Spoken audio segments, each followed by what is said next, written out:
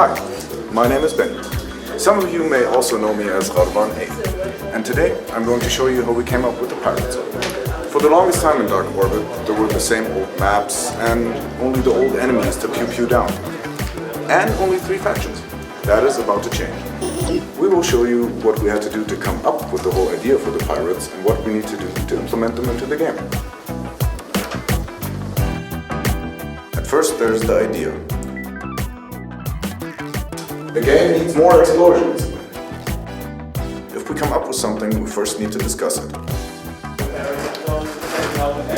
When there is some sort of agreement that the idea is A, not completely messed up, and B, can be implemented into the game, the planning goes on. Game designers like me are then trying to figure out how the new stuff should work. After we have a rough idea, we will give that to our graphics team, who will make our ideas look good. Like the explosion of the Barracuda, for example. Hey, we are the art department of DarkOrbit, and when we get the idea of the game design, we do a concept first, and then we realize the stuff in 3D. Then our Java guys start working on the actual gameplay mechanics, how stuff works in-game. We put the features, the logic of every new feature into the game.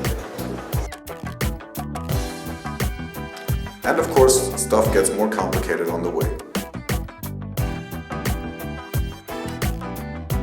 I take the explosion graphics from the artist, put it into the client, tie it to a game server command and test around with it.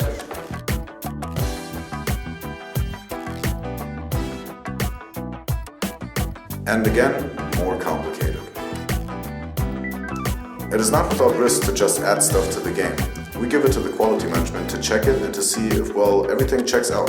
If they find a bug, they give it back to the programmers to fix it. We are responsible for checking the documents and having a look if everything is implemented as intended and working. When everything is tested and checks out, it can be zipped. The process of putting all the stuff, new content, bug fixes, and all that on the live servers. Usually this happens on a Wednesday. That is why there are some scheduled ups and downs on that day.